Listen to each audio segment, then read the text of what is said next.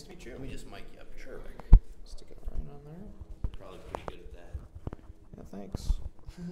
So you got a busy day today, huh? Yeah, it's a good day. It's a good chance to communicate, meet a lot of good people. Have you been to Whirlpool yet? Is this your first time? To Whirlpool itself, yeah. I know a number of the Whirlpool people, but it's actually, I haven't toured their facilities, so that's nice. All right, cool. Will you take one step closer? Just to make sure you're lit up pretty good. That's good. Perfect. All right, cool. All right, so first off, let me just ask you, last time you were here, it was for the Blossom Time Parade, and you walked along, there were people protesting along the sides, making threats. A lot of people thought that was a pretty gutsy move on your part. Well, I recognize part of democracy is you have people that don't like things, and it was a relatively small group, but they followed the whole parade route. I was concerned that they were stepping on nice people and their families trying to watch the parade. But a lot of it is just making sure I'm out there and visible and having good dialogue with our citizens. All right, right on. And so, you know, there were some people protesting outside today.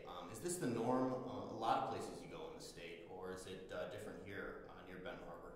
Well, it's a very small group, and you'll find that at various places. It doesn't show up everywhere. And again, it's part of democracy. What happens is I have most people come up, though, and are very supportive. So I always have to keep in mind that when you have a handful of people, you got a state of 10 million people, someone is not going to like most everything I do in some fashion, but at the same time, I'm here to represent all of us. And most feedback I get are people come up and say, boy, keep going. I may not agree with everything you're doing, but I appreciate what you're doing. All right, cool. And we appreciate you coming down here, by the way. So I need to ask you about Public Act 4.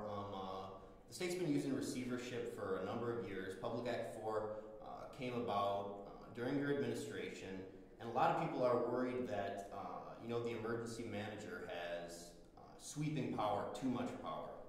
Well, if you look at it, we've had emergency managers for a long time. In fact, the one here in Benton Harbor was appointed by my predecessor. A couple issues with the prior law that I thought were major concerns that we addressed. One is there was no early warning system. Although there was one already here, in many other places, what the law allows us to do is to work on a review, a consent agreement, many steps before an EM would ever be needed, because my goal is not to have an EM happen. And so it really is an early warning system that's a major improvement.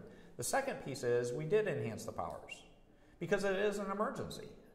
And one of the challenges is they didn't have enough powers where they could go on for years as an emergency manager. My view is have them more empowered, address the issues with the appropriate safeguards, and have them there for a shorter period of time. Let the work get done, get out of the emergency, and let the community come back and have traditional governance. Okay, cool. And what we've seen here is Joseph Harris has changed the hours of parks, if he wanted to, he could say a strip club could go here, These kinds of things without community involvement in those decisions. I mean, people are saying taxation without representation in this case. Well, in many respects, he is still accountable to the governor's office and to the state. So as a practical matter, there still is representation. It's a higher level. Is it optimal? No. This is an emergency, though. And the issue there is can we get through this emergency faster and better so we can get it back to the people in their community? Because it only happened because of massive failures going into the system to begin with. And we didn't want to see that continue. That wasn't acceptable. All right, cool. And Joseph Harris was appointed by Granholm. Do you like the job that he's doing here? He's made some good progress. In many respects, the police and fire agreements, the fact that they could have a surplus in the future, those are all signs to say, okay, let him do his work, and then can we phase out the need for the manager? All right, cool. And a lot of people say, this community was in debt, but the state of Michigan's in debt too. How is it different on a small level, as opposed to a state level? Well, at the state level, we have debt, but we actually have methods and a payment plan put in place. That's something we did with our balanced budget. In many respects, we didn't do a good job at the state of Michigan. We've improved that a lot, and we're being much more fiscally responsible. And I'm excited about Michigan's future because now I believe we're going to have an opportunity to hopefully reinvest in good things. All right, cool. If I could just change one thing here. I wish I had a camera running. So I got to ask you about these education cuts. $470 per student. It seems like a lot of districts around here have had to lay off teachers, larger class sizes. What do you say to both the school districts and parents of students in school? Well, it's not $400 and some.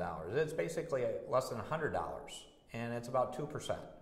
And if I went to the average household, the average business person, or ours in our life, could you make a 2% cut? Now, it's not easy, so I appreciate these are difficult things, but that's why we were proactive to say there are things they can do on their benefit programs, other things outside the classroom to address most of those issues. And we need people to be proactive during this time because it is about shared sacrifice. The second thing is we have too much in our focus on the educational system on spending money, and we need to get more focus on the kids. It should be all about the students and how to get more resources in the classroom and be more efficient on all the overhead or the other expenses of our educational system. All right, cool. And a lot of these school districts are worried about year 2 cuts. I mean, that's dependent on how the state of Michigan does in this next year. Any predictions for that? Do you see a larger cut, a smaller cut? Well, we've been fairly straightforward. One of the things is we did a 2-year budget. We did a second year for planning, and we showed that there are things in place. Here's basically what we have for 2013. Here were some one-time dollars that could go away for 2013 that are there for 12, but also that we need to focus more on achievement and results in student growth than simply spending money. That will be a theme for 2013, about student growth, not simply the expenditure of dollars. All right, cool. And from one of our Facebook friends, they'd like to know if, Indiana, Mitch Daniels, we're in the black in Indiana. So, I mean, are you going to do some of the creative things that he did in Indiana, sell the toll road? I mean, these aren't things that you couldn't sell the toll road here. Yeah, we don't have one. But, do you look at Indiana as an example of how to get out of debt? I mean, is it a good example what Mitch is doing there? Yeah, I think Governor Daniels has done a very good job. I actually looked at him as a role model when I was running for governor. So I appreciate his hard work and the good things going on in Indiana. And our goal, and we've already done a lot of these, is we're competitive now with Indiana, and we've got good ideas that hopefully Mitch will be looking at to say, do they need to do them in Indiana? Because it's about how we can raise all the results for the Midwest.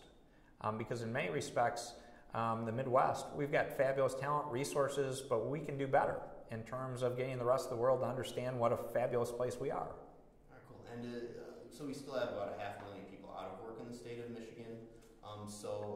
What's going to have to change here? It's been such a union-driven state for so long. Are unions going to have to be a thing of the past here? How are we going to get some of these people back to work? No, they don't need to go away, and that's not part of our program. It's about more and better jobs, and it was through tax reform, government reform, regulatory reform, and we're on that path.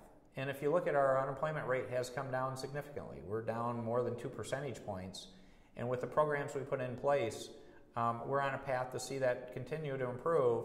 The biggest concern being the results at the national level and what goes on there. That Michigan is doing well compared to other states. Government's role is not to create jobs, but to create an environment where jobs can flourish. And we're seeing free enterprise work, small businesses grow. It's exciting. Right on. And just lastly, Brian Calley, his daughter, unfortunately went through this earlier this week. Have you talked to him? How's he doing? Yeah, I talked to the lieutenant governor on a regular basis, and she's doing better.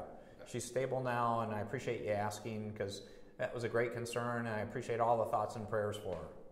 And hopefully she's going to get home and get on a path to good health. All right, great. I think that's probably it. I appreciate it. Thanks. Thank you.